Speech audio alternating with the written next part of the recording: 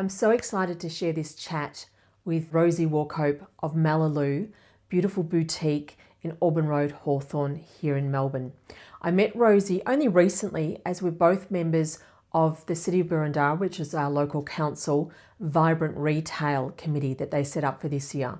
So in this committee, we meet on a regular basis to work with the council to make suggestions on how we can make the City of Boroondara's retail more vibrant. So I'm really excited about that process and being part of that committee. And Rosie and I happened to sit next to each other and started talking about our businesses and our love of connection and our love of customer experience. And I was so impressed with what Rosie was doing, and I thought it would be great to have a chat. As we were talking, we also realised there are a few other things that we had in common and things that often aren't spoken about in business. And so Rosie's incredibly open in this about imposter syndrome. She's recently bought the business. So she only bought the business in 2021, going from working in a corporate world to ownership of her own business, and how she's choosing to do things differently. And I love the way she is choosing to shape her business around what she wants out of life and what she wants out of that business, whilst also staying true to supporting and providing what is needed to her customers. When you see how many hours she's working in retail, you will be incredibly impressed. And if you want to check out her store, I'm going to spell it for you, Mallalieu, Mallalieu, it's French.com.au. So check that out. If you're not local, if you're local, Auburn Road, Hawthorn, check her out. Well worth it. I hope you enjoy our chat together.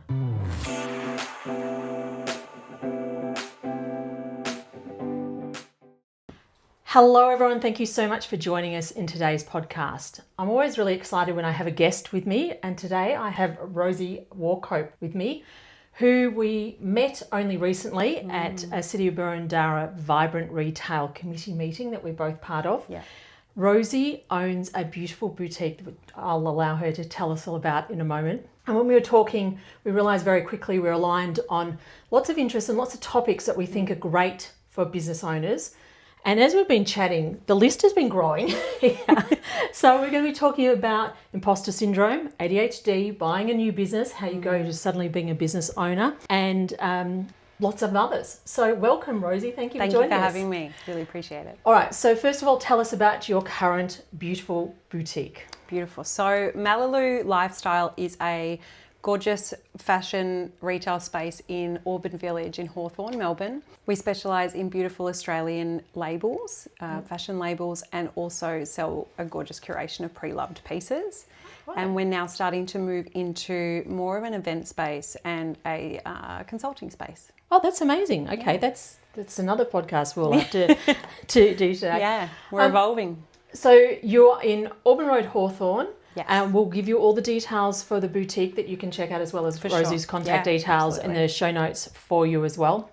You decided was it 2021 that you bought? Yeah. So we've just gone through COVID. We're still in COVID because Melbourne, if anyone outside of Melbourne doesn't know, we're the most locked up city in the world. Absolutely. So we're still going through it. And you decided to just buy a business. Yeah. How did you get to that point? Coming out of COVID, I'd spent a lot of it up in beautiful Mount Macedon, which is where I grew up. I'd moved there during the COVID period to be closer to my family.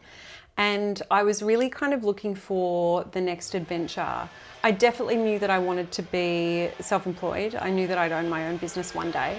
And I didn't know kind of what that would look like, but an opportunity came up with this beautiful boutique, hybrid space was for sale. My father actually was the one that found it. Oh, right. And yeah, he found it for me, and he sent me the ad and just said, have a look at this and just see what you think. No expectations or whatnot. And at the time I hadn't even really thought about buying a business, but I'd finished up my corporate job right at the start of COVID. It was right at the end actually of 2019, super burnt out, super confused about what I wanted my next step to be. And so when this ad came up, I just went down the rabbit hole and I never looked back. I love rabbit holes. Yeah, very. They say we shouldn't be going down them, but there's some really good ones that are well worth exploring. Definitely this one, yeah. Okay, so you obviously were open to something, so a new change, but you hadn't defined what that was. You hadn't decided it was going to be retail or fashion. No. You obviously have an interest in fashion, so I assume that's one of the reasons that it appealed to you. Yeah, for sure. As well as a beautiful store with a reputation, as you say, that was a great starting point. Yeah. And it's really interesting because I think a lot of people think they need to start a new business, but I actually think there's a lot of value in purchasing. And there's a lot of businesses that aren't doing as well as they could purely because that owner's burned out. And I know, I've said it to the person who bought my business. Yeah. I'd done it long enough. Yeah. I wasn't trying to reinvent the wheel anymore, which is what you need to do, because I was tired of it. I needed a change. Yeah. So I think there's a lot of great businesses out there that are well worth exploring. Yeah, for sure. I think that there's a lot of reasons why people get out of business too. You know, there's different changes in their lives. They've gone through different transitions, and maybe the environment that they started a business in is no longer the environment they currently operate in. So some businesses just need a bit of a mix up and a fresh set of eyes. Yes. And I think that coming into ownership of Mallalieu and taking over, I've been really lucky that the business that was established had a really solid foundation, and I'm really grateful that I had a vision to realise a different future for it. Yeah. You know. And when you took over, it had a cafe as well as the boutique. So tell us how you took that on and when you made a decision to change that. Yeah, so the business now, it's no longer hybrid. So we moved away from the cafe space because I really believe that if you're going to really commit to something, you've got to do it super well. And I think the original setup of the business when there were two owners was that the cafe component was going to complement the retail environment, and it was going to be a draw card. It was going to bring people in because, as we understand, retail today has just totally changed. And so we need maybe something different or a unique proposition to draw people in and to get people interested. And so the previous owners did just an incredible job of that.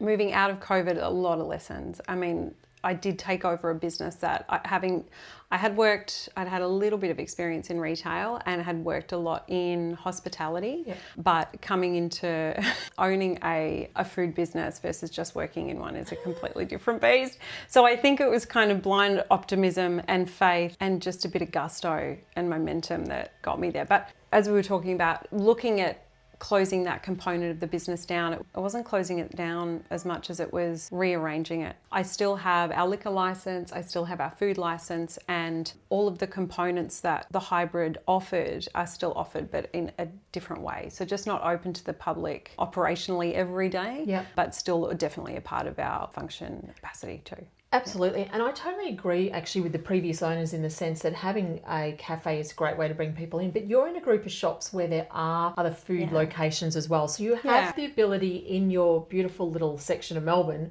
to have friends come and say, let's go and shopping, and then we're going to go and have a coffee afterwards, and then we'll have some more shopping, you know. Yeah, for sure. Without you having to fill it all. Yeah, exactly. I didn't need to tick every single box on the going out and shopping list. I purchased the hybrid business, Mallalieu Cafe and Boutique, as it was at the end of 2021. And then it was really only at the end of, it would have been probably about September last year, I got to a stage where I was like, I really need for this to continue working and for me to not be completely burnt out. And all of these lessons that I'd learned leading up to buying my business, I just thought, like, why aren't you applying this learning? You know, every single time you want to feel like you're that woman that just doesn't give up and just keeps going and keeps hustling and keeps working. But at the end of the day, my body and my brain and my heart were saying, this is not working. Your best chance is for you to work out what is working, what you can pour your heart into, what you love doing and what you're good at. Really take a strong inventory of that and take your next best step. And so I decided coming into Christmas, and it was such a relief, coming into the Christmas break, that the cafe was not going to be open to the public for everyday operation, and that my focus was going to be more on giving our existing customer base a really strong positive experience when they shopped with us. So making sure that instead of just being open for them to walk in and have a coffee, we were actually there for them through and providing solutions to the everyday woes that they had around their wardrobe and around styling and around the whole experience. Because I think that was lacking. That was definitely in the back of my mind. I'm making an iced coffee and I'm thinking all about these like styling consultations, and I'm thinking about events, and I'm thinking, so my mind was somewhere else while I was doing this. And I'm thinking if I could put as much intention and energy into all of these, to me, they were incredible ideas, but they were what I wanted to be spending my time doing, instead of trying to run this business that in my heart, it just wasn't in there. Once I let go of that, I mean, things have just gotten so much better.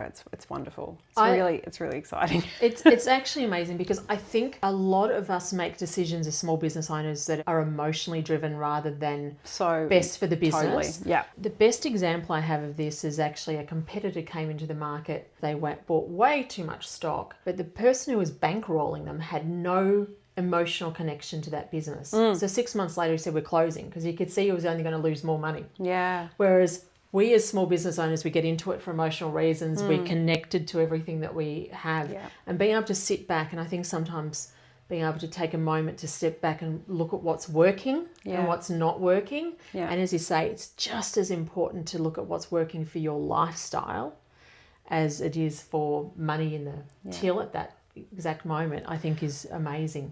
That change, how did the clients react to the change? Have you found any other issues or positives other than your free time out of the change? It was mixed. I mean, overall very positive. I know that the cafe side of the business, people felt a disappointment, and I think they more felt it for me. And I think it was just really around the communication piece is really important. So explaining to people why, and as soon as you sort of communicated that to them, they're like, oh, that makes total sense. Yeah. And like, you know, seconding what you said earlier, which was, we can get our coffee from so many other amazing places around here, but they can't get the curation of fashion and the specific styling services that we offer in the area, and they can't get, I guess, our specific curation and our methodology and our ethos anywhere else. So they were positive. Yeah, but it's, you know, it takes a little bit of time. Change is uncomfortable. Yeah. And so that was definitely present, but it's worked out really well. And the other thing you mentioned earlier to me was, though, online. It's been tricky to make the change and remove that. Cleaning up your online presence so that people are not confused. I still do have people wandering in going, isn't this a cafe? And it's like, no, darling, it's not. Another really good learning curve. I guess one that has taught me, you can't change too many things too quickly.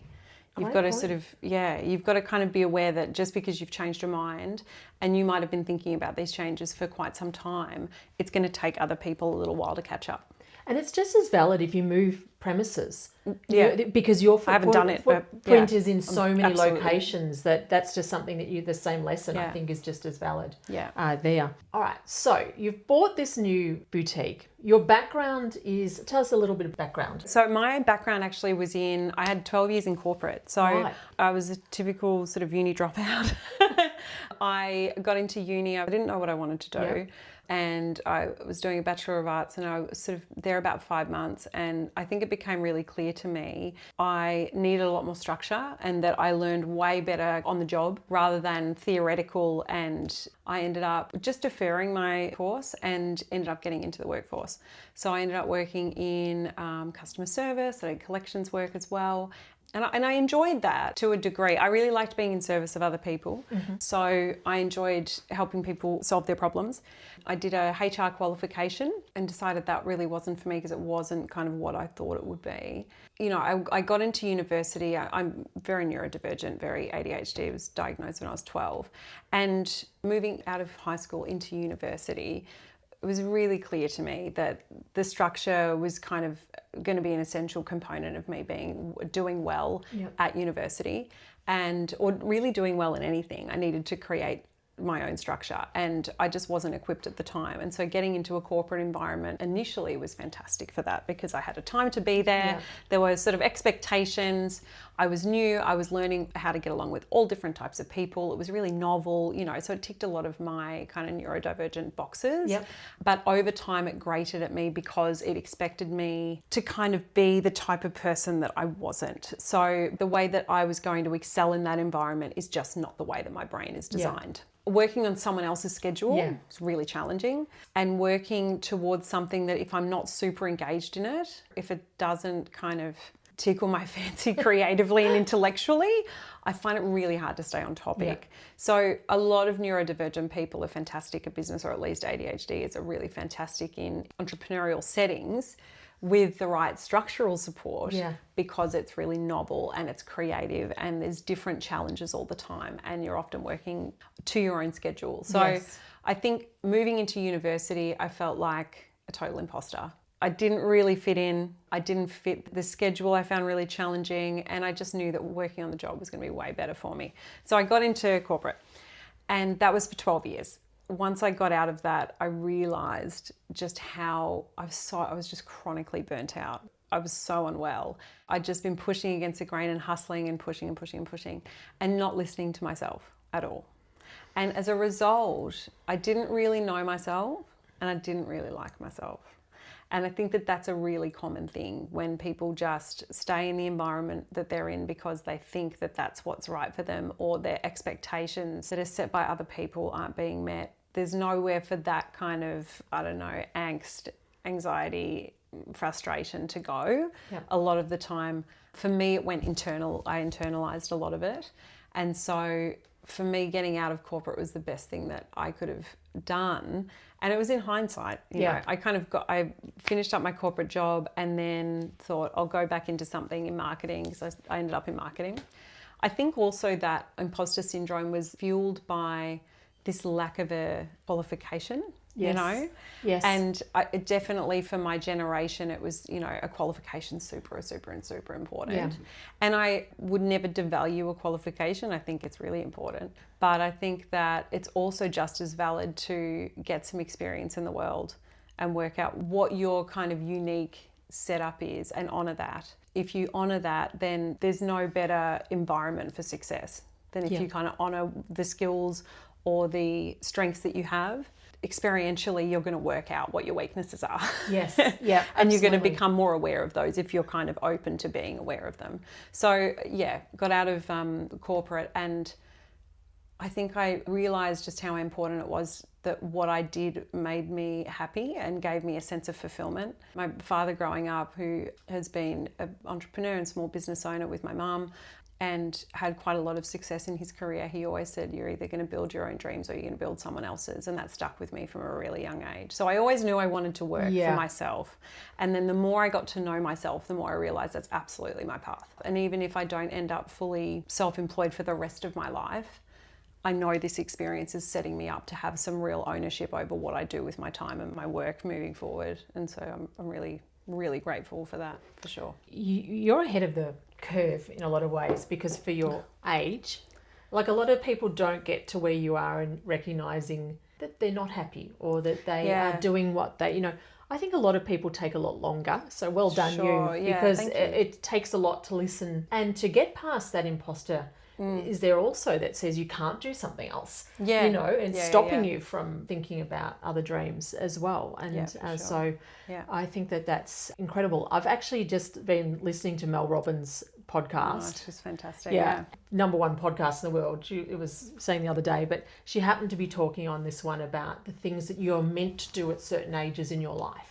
Yeah. So in your 20s, you're meant to do this, and 30s, 40s, 50s, and how it was all bollocks. I just love that. And I kind of feel like that's part of what you're going through, is sort of saying, no, I don't have to, just because I'm on this corporate path now, it doesn't mean I have to stay there. And so I find that it was just timely in the latest episode. Yeah, it's funny. There's a quote that says, you live life forwards, but it only makes sense backwards. Oh yeah, that's good too. And that really stuck with me. Yeah. It was really quite the effect it had on me is quite calming, because it's, as someone that sort of struggles with anxiety and I've had a depression, for most of my life, it's totally managed, which is great. But for someone that tends to gravitate towards that side of the spectrum, I found a lot of hope in that, in the sense that you've got to just put one foot in front of the other and you'll figure it out. Yeah. There's a lot of bad things that happen to us in our lives, but there's nothing that's not overcomable,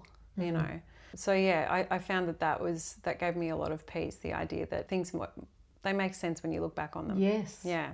I love that. You got to learn from them. You also just brought up the fact that a lot of people with ADHD are in their own businesses and small business entrepreneurs. We were talking earlier, I personally feel like there's a lot of introverts, a lot of people neurodiverse who do take on small business ownership because that corporate structure just does not work. As you were talking, it made me think about the fact that as a small business owner, you can choose. If you're doing it well, you're looking at what your strengths and weaknesses are and choosing a team around you to complement that. Yeah. Whereas when you're in a corporate, you may not have that support around you. Totally. So you're on your own and you're expected to do this well, even though that's something that you just struggle with because they're not able to individualize enough the workplaces of people. Yeah. You're more a cog in the machine. And for some people that is like 100% their wheelhouse. That's what they want to be. Yeah. They kind of work out through being that cog. I mean, it's all of our experiences lead us somewhere. And if you're open to looking back on experiences and doing a bit of an inventory about where they've led you and how you've felt at different times in different careers or, you know, following different paths, you can learn a lot about yourself and about the types of environments that you thrive in and your inherent weaknesses and strengths. I think for me, I have a bit of an aversion of being told what to do. You know, typically, I don't like it. I definitely like collaborating, but if I don't see the real logic behind something, I find it really challenging to. Do you have a face that tells that you're not happy? I don't know. I've got a pretty expressive face, but I'm also a Capricorn, so I sort of sit here and go, oh no, I don't know. I think sometimes. Yeah. Sometimes my partner will look at me and go, what's that face? And I don't even realise I'm pulling one. So maybe. I think that's something that I've had to work on as well. You know, there's going to be some environments where it's better that you play a certain role where you're a bit more, I don't want to use the word submissive, but there's going to be times where you need to listen to other people and their delivery is not always in your control. For me, I've had to learn to be someone to take from an interaction what I need to move forward and then leave the rest. Yeah. And it's not an easy thing to do. And also I've had a family that have guided me at different times and those dynamics have been challenging too. For someone that doesn't like being told what to do, but also it's really meaningful and it really means a lot to me to have my family involved in my business or at least to be guiding me and mentoring me. So having to learn when to bite your tongue a little bit and go, what are they actually trying to say? What are they actually trying to impart? Listening to your own voice in that way is really important. Yeah. I think for a really long time, I kind of blocked out my own voice and I felt for me, my neurodivergence for a long time was a real setback. I spent a lot of time in a victim space because I think I felt like I didn't have a lot of power at all. I didn't have a lot of control over I didn't have a lot of agency. Yeah. And I feel like I've done a lot of work since taking over the business, knowing that it's going to absolutely require this of me. I've had to do a lot of work to take a lot of that ownership on. In your defence, it's really only been in the last few years that ADHD, particularly for women and for adults, rather than just for young boys, has become a media topic. And Mia Friedman is one of the leading speakers on this topic. You would have been going through this when there wasn't a lot of external validation of how you go about things as well. Yeah. And I hope it means that people who are younger who are going through it will find it that little bit easier than you would have at the time. For sure. I mean, I was diagnosed when I was 12. Yeah.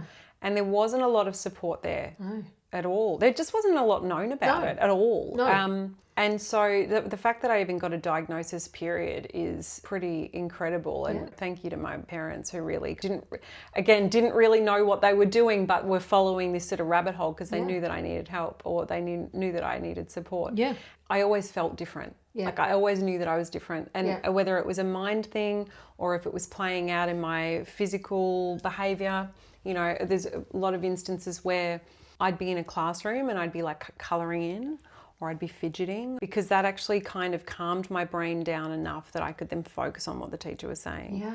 They could be discussing a really interesting topic for me, but if they were not particularly good at the delivery, really hard as a child, an ADHD child to hook onto that Yep. and to really focus. Yeah. It's just like impossible. It's like Yeah. asking a fish to climb a tree. Yeah. I felt like an imposter for a lot of my childhood as Yeah. well, or at least from around the time of my diagnosis, because I think what the diagnosis did for me was that it kind of affirmed that there was some difference. Yes. But then the education around how I was different and how to support me and the inherent challenges that I had, that kind of didn't come along until a lot later. The fact that it's coming up now and that people are talking about it a lot more is just fantastic. Yeah. I mean, it's just so important that we talk about it because there's so much correlation between ADHD, depression, anxiety, autism, other like highly sensitive persons. Yep. A lot of people that have got ADHD are highly sensitive people. You don't have to have ADHD to be a highly sensitive person, but just there's so much more information that I'm learning about even now. Yeah. You know, why certain environments like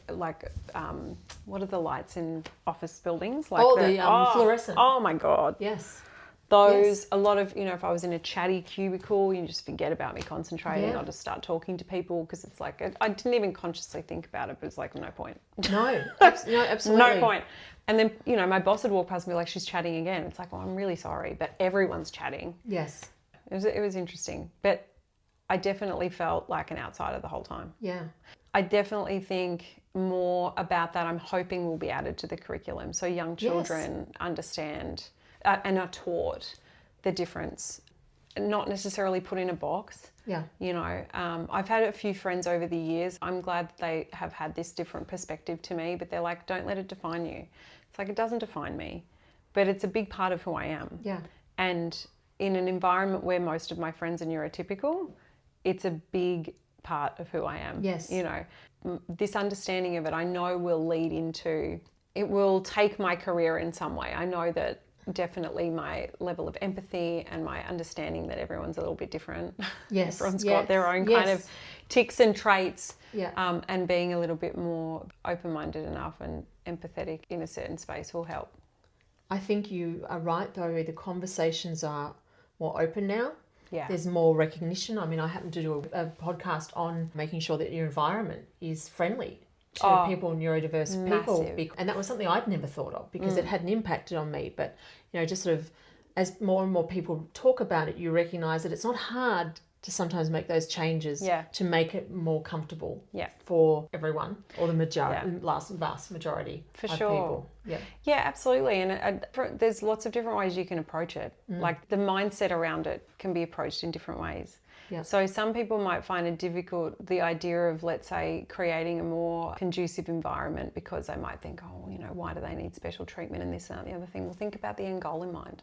If you want to get something, we are absolute powerhouses if we're put in the right environment. Like I've shocked myself over the last 3 years as to what I am actually capable of doing in the right environment. Yes. You've obviously got to factor in what the business needs. Yes. But if the people that are in the business are the only reason that the business exists, well, then that needs to be factored in as well. You know, as human resources. Absolutely. If we're the primary resource and if you don't exist without us, then there's no better reason why not to factor in our needs. Absolutely. Yeah. All right, now we've been talking a little bit about imposter syndrome and I've written down the definition because I don't remember it exactly. Imposter syndrome is that internal feeling of self-doubt or not being good enough. Even when there's evidence you're capable and qualified. You might feel like a fraud or worry someone will find out you don't really belong, even when you do. You've mentioned that you've had it through school and through uni and then, you know, through the workplace. Now you've got your own beautiful boutique, Mallalieu. Like, has imposter syndrome been there, like when you took over the business, and how much volume you give it and how you kind of use it or don't, or how it might affect you negatively in your business? Yeah.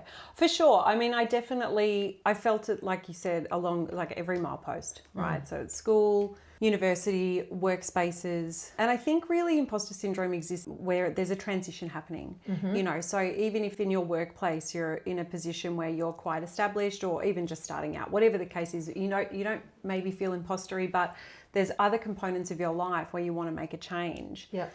Whether that's, I don't know, encouraging healthier habits like running, yep, or changing your food habits. anywhere where there's a transition that needs to take place, you're going to feel like a bit of an imposter. And I don't think that's a bad thing. No. I think that speaks to the fact that we need a journey. Yeah. And that the hero's journey is the most sought after and followed and watched online, whether it's in movies, whether it's on social media or whatever. We're all interested in the hero's journey. So the imposter syndrome is just a natural component of that. I felt it at every milepost, and then getting into the business that I got into without a heap of experience on either side. Yeah, I felt it every stage. But I think that the thing that I've really taken away from the last few years, and when we were talking behind the scenes about this topic, it's something that I've actually written about and spoken about on a number of occasions with people. I've written blogs about this. And I think I was always drawn to that topic because maybe I was trying to find an answer, like how to get over it. And maybe if I do like lots of research, I'll work it out. And I don't actually think that's how it works. I think it's healthy to have imposter syndrome or to experience it, because I think that it's really your internal dialogue trying to guide you. It's trying to speak to you. Going back to the definition, if you feel like unworthy or you feel like you don't add up, it comes back to your own sense of internal confidence. Yeah. I've been able to, over the last maybe 2 years, really quieten down that inner critic and that inner voice, because I've done things like journaling. Journaling's been a massive one. And put myself in environments where I've directly challenged my own sense of self-worth. Yeah. And it's worked out really well. Yeah. By building up my own sense of confidence within myself. If I walk into a room and I'm surrounded by people that are better off than me or more qualified or more successful or what, more anything. Yes. I can still take it back to, but that doesn't increase their level of self. Like they're not more worthy than me. Yeah. It's a big step, I think. Yeah, when you it's actually, been a massive change for me. It is almost like a twist to the brain. I don't know, because I was thinking about it, when I would feel it the most. And as you say, I think the vast majority of people feel it at different times. I actually think, listening to you, the fact when we recognize that's what's going on, it means that we can control it and lower the voice. It's probably when we're not recognizing it, then it's maybe more negative.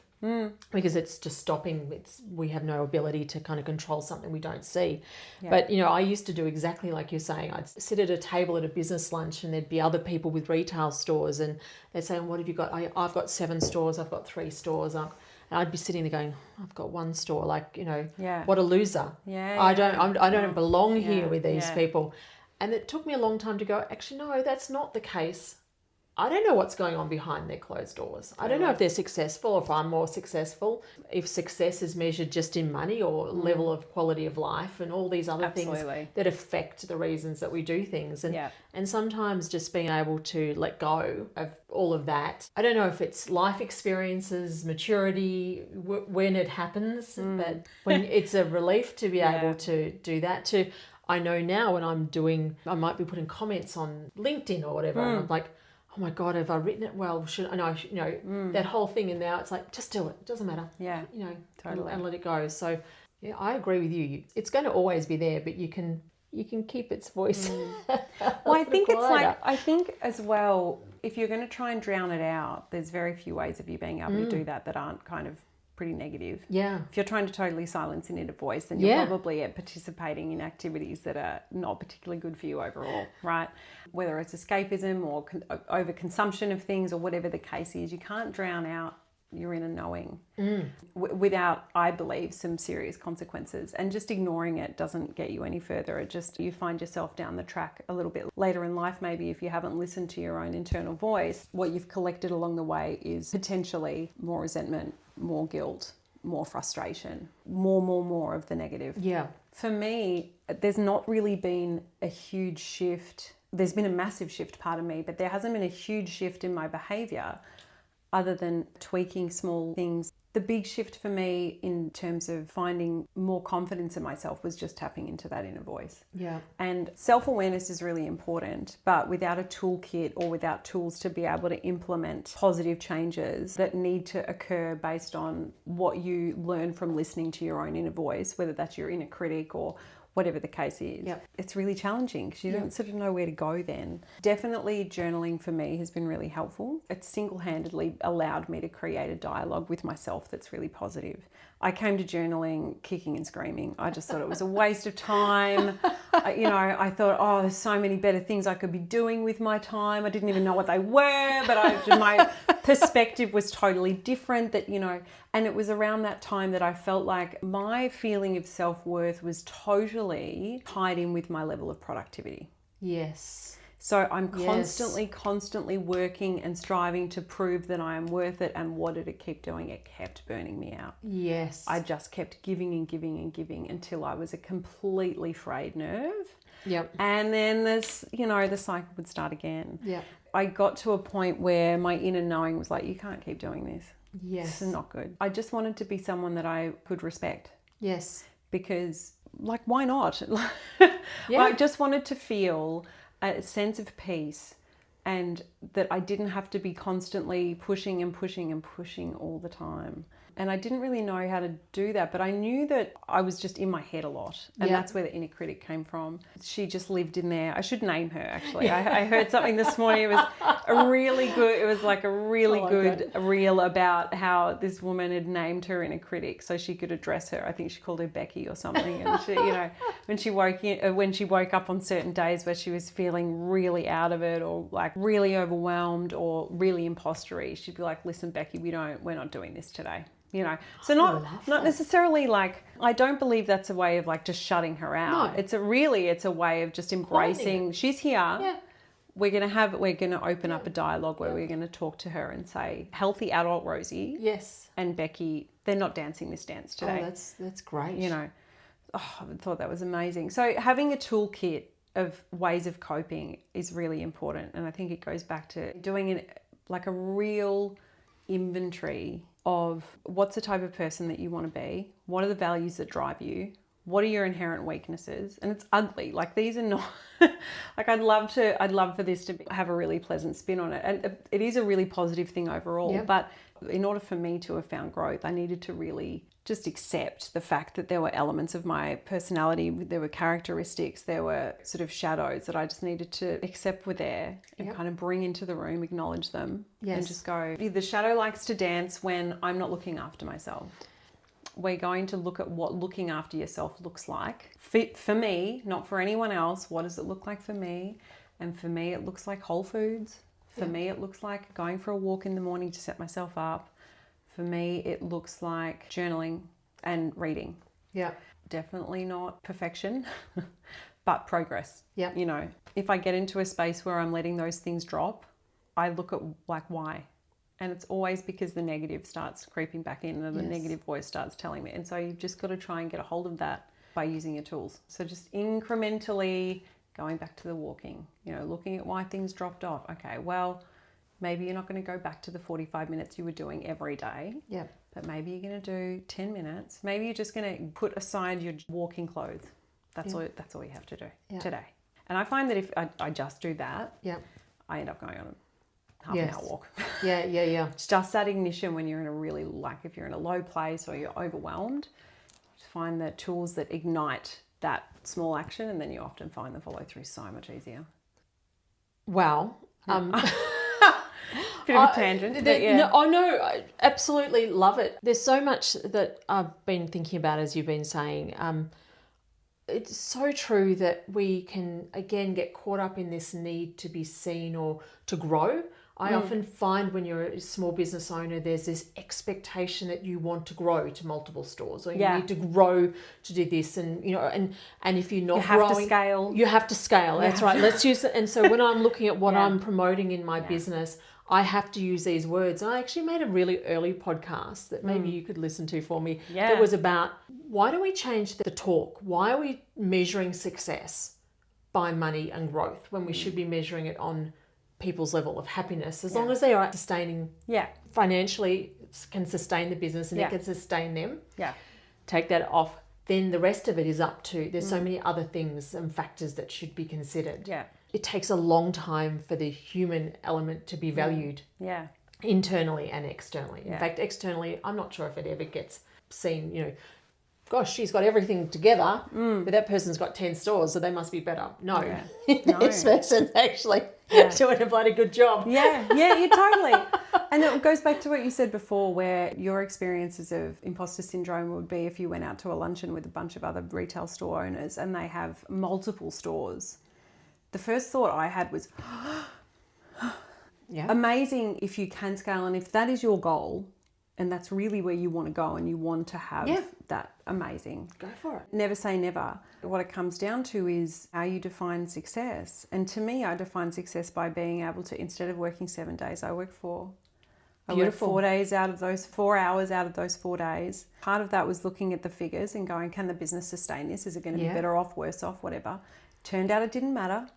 Great. So you see other people and they're open 7 days a week. And they're, I don't know, we all make these assumptions. Yes. And where do the assumptions come from? Well, they've got to come from somewhere, and they're generally based on your preconceived ideas and your own compass and set of values as well. For me, I would look at the woman that's got the one store. I'd more just look at the women overall, at like, how are they overall? Yes. You shouldn't sort of judge, and that you can't necessarily surmise out of just the first meeting, other than you like one another. But I would just think to myself, it's the whole package. You can be very happy with just one store and putting everything that you believe you should be putting into it. But I think firstly, working out like, what are your values? What's going to make you happy? How do you want to spend your time?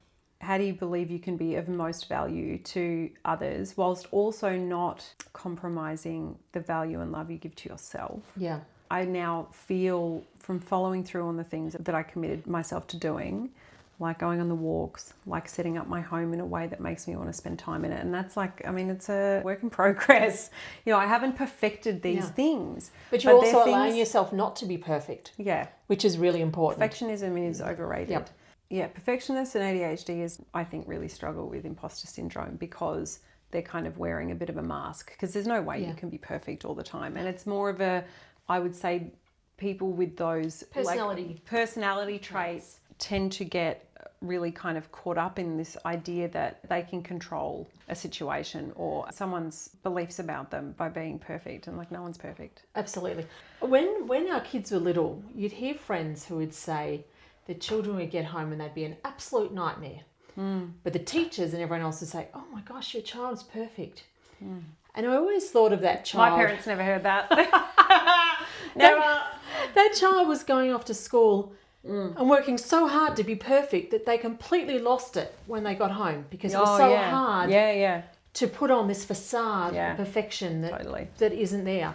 And that's always sat with me as this reminder that it's too hard to pretend all the time to be something you're not. Of course, you've got to sometimes step into those uncomfortable bits and do things that, you know, you're not comfortable with. But yeah, I don't know why that's just, it just sits with me and think, we're not meant to be perfect. No, we're not. I always find people the most endearing and the most interesting when they're showing the sides of themselves that are totally imperfect. It draws you to people. It's like an invitation to be loved in a way, because it's like it's sort of warts and all. Yes. And it's what converts the most in terms of, how do you sort of say this? It's like, it opens you up a lot more if you're imperfect. Because we all know it's there. I mean, it's like when you're admitting that you're admitting who you are, or rather than, as you say, you know when someone's putting on a front. Yeah, totally. So why bother? Yeah, like totally. Because they're not going to be honest with you anyway. Yeah. You know, universally, the truth is so important. And I think as well, in an environment where you're in a competitive environment, or when out at a work lunch with a bunch of other people in your industry, where there's competition, there's always this strange kind of need to put on a facade. And like, I've played into that, of course. And it can often depend on the types of people that are maybe mentoring you or have your ear, and what their life experience is, especially if there are other generations or other cultures. Sometimes that plays into it too. I think the most important thing is listening to your own voice. You know, what does it call for? And being okay if the people in that environment turn around to you and they're just like, oh, like, I've had that. I mean, it's uncomfortable. We're social creatures. It's always going to be uncomfortable. And that fear, especially for ADHD, is that sense of rejection. We're very sensitive to, even perceived rejection, you know. And so that's had to be something that I've had to work on, and I'm still working on. I don't think I'll ever But again, when you've got a foundation where if you like yourself, if you like who you are, if you are true to yourself, if you've got a strong sense of your own values and what you will and won't compromise on, then it's easier to leave those spaces going, that's not for me. You're doing this so much quicker than most people I know. So kudos to you. Yeah. And Oh, you thank mentioned reading is part of it. At the end of this, I'll share it in the show notes. I'm going to just get any book recommendations on self-development because clearly you do a lot of development. I do a lot of YouTube. I consume a lot of YouTube. I love podcasts. And there's definitely a few books that I could recommend for sure. We'll share some of those ones on the notes because I think people will I don't really want to give the impression that I've got like this huge book list of things. But it's just good for my brain. It slows it down and allows me to be more reflective. And the more reflective I am, the more I have my internal dialogue gets going and I speak to myself more. And I want to take you back to the fact that you said, now any retailer there has probably had their ears pricked going, what the hell, why am I working 7 days a week? And this woman is working 4 days a week for 4 hours. 4 hours a day, 4 times a week. But Wednesday to Saturday. Okay. Was that something when you purchased the business, did you make a conscious decision way back then that that's what it was going to be? I'd love to know how you got there because I think it's really important that people do look at their lifestyle and their time. Yeah, for sure. When I took over the business, it was trading 7 days a week from 8 until 4 p.m. Wow, okay. Massive. Keeping in mind, I'm the only person that works in my business. Well, no, sorry. I'm one of 3 people. 2 of them contract to me. So I'm the sole employee. I have a virtual assistant who is insane. She's amazing. And I've got family that help me with the books.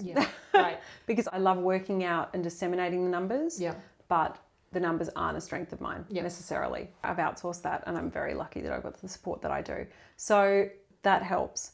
But I'm the only person that works in my business now. I took over a business with 7 people on payroll and then there were the 2 owners that took away. Okay. So very different. As far as that decision goes, we looked at the numbers. We just worked out whether or not were sales happening outside of those days. Not really. No. Like not more than the business could sustain me going down to that amount of time so that I could focus on what other areas I wanted to grow the business into. So when I'm talking like massive scale and heaps of growth, but we're talking about what's sustainable, how do I actually want to spend my time, what is going to not only make me happy, but what's going to allow me to get better at what I do and to love it more and to be more inspired and to be better connected. You know, relational capital is really important, as we know.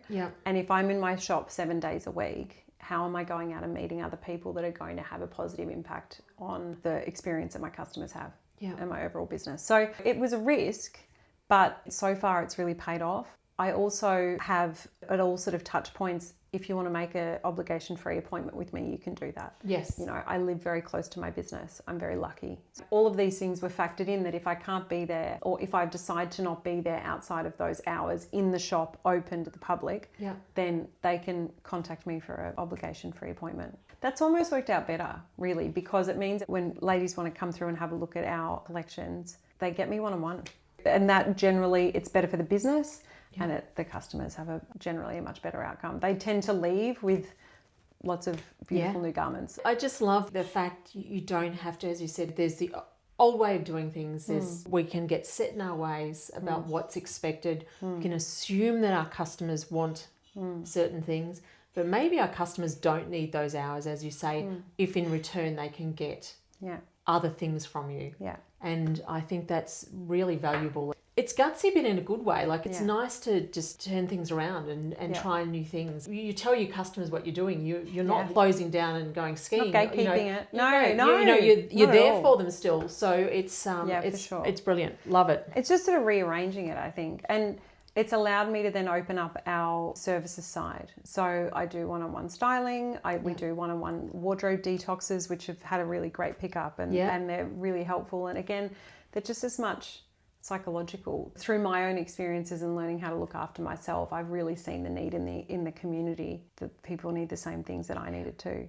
You know, a lot of my learning those things were just born out of sheer, like, it was just essential for me to learn those skills. You know, I say I'm really lucky, and I am. I had to do a lot of the work myself, but I had a great environment to do that work. For me, being able to give back and be able to help people understand and get more aware of how important their own opinion of themselves is and their own self-worth is through, let's say, the gateway of fashion. Yes. But understanding the psychology behind our need to have new things all the time and our need to fill gaps in our own sense of self-worth. Yes. That's been really helpful. It's been really meaningful work. Yeah. So working with people to like get rid of everything in their closet, not to replace it with new things, but to show them like we can build a wardrobe for you where you really like yourself in everything. And if you like yourself, you're not, I work in fashion, so I could have come on here dressed like, I don't know. Yeah. But if it's not me, no, I wouldn't like it. And you know, so yeah. I absolutely love that. And the other reason it really resonates with me is because the fashion is something, as a plus size woman, fashion has always been, you have to put clothes on and that's it. Whereas now there's a lot more. Again, we're talking about how people are changing and being more inclusive, being more open and engaging and accepting of themselves, and therefore taking a lot of those extra things that are sitting on their shoulders and removing them. And I think what you're talking about is really powerful, and it does, you know, if you can start to help a person feel good about themselves externally, and then they'll continue to work on the internal, and it just, as you say, it's not one big answer. It's tiny little steps to help someone find their centre, find their right spot. There's no one size fits all. Where you start doesn't matter. It's just starting that matters. Yeah. And a lot of the sort of concepts that I talk about with clients are quite big concepts, and it takes anyone a little bit of time to get your head around. Yeah. And it can be a really liberating experience, and it can also be quite a challenging experience and quite an emotional experience. But I think that taking the interest in people is really important. Yeah. And just being someone that can give them a different perspective and guide them through a certain process, whilst also just having their back, just being in their corner. Yes. A lot of people don't have that many people in their corner, and it can do a lot for their confidence. So whether you start on the outside or you start on the inside, you just got to start. And they're intrinsically linked. Yes. So we've covered a lot of topics. Tell me, do you love being a retail business owner? I do. Yeah, I do. Because it screams you do. Yeah, I do. I'm really lucky that I've got a good balance. You know, I've got open to the public the 4 days we're open. And I really love that. And we get a lot of different ideas from feedback that we get, people coming through the door. But I also love the potential. I'm really optimistic about the future of retail. I think as much as it's shifted a lot and it's harder and harder to compete both in a brick and mortar space and also in an online space, I think it's really ripe for disruption. And I think that the business owners that really want to put themselves out there and be truly of service and are open-minded and collaborative in their ethos and approach are going to do really well. Ultimately, I think keeping the end customer in mind and finding new ways of not just delighting them, but just to relate to them is really important. You used one of my favourite words, collaborating, which is not done enough, and that's something we've already spoken about.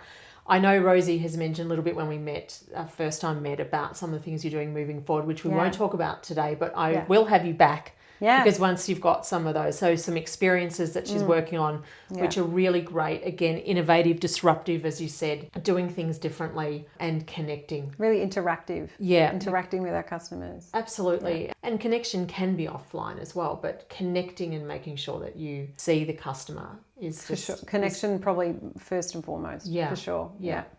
We have covered a lot. And it's been amazing. Thank you so much. I wanted to share one little tool for people. If you are someone who's neurodiverse and you're looking to employ people, one tool I found really helpful is the Gallup Strength Finder test. It has 35 personality types, and it gives you your top 5 for quite a low price, $20, $30 or something. Yeah. But if you can see what you're good at, then you can see what you need help with. Yeah. So when you're employing someone, I always found it useful to actually get them to do it, so I could see that they weren't going to just replicate me. And maybe I'd go for that person in the interview because, you kind of connect. And so that tool I felt was really useful because, as we've said, it's great to work with what you're good at and then find other ways to fill those gaps. Yeah, absolutely. And take the pressure off yourself. Thank you so much for your time today, for your openness and for sharing your beautiful store, mallalieu.com.au, and I'll have it all spelt out. In fact, spell it for us because it is French. It's French. Mallalieu. Okay. .com.au. Check it out. Beautiful fashion on there. Thank you again for your time, and I look forward to appreciate we get to meet each other regularly at our Burundara Vibrant Retail meetings over the next year. But I'm sure we'll be catching up other than that as well. Yeah, no doubt. And see what's going on in the store. So to everyone, thank you for joining us. If you haven't subscribed, love you to subscribe. Share it with other business owners. Would love your feedback too. We're both here, so don't hesitate to contact us if you've got any questions or comments from the chat that we've just had. Yeah. All right, everyone, have a brilliant day, and we'll see you soon. Bye. Thank you.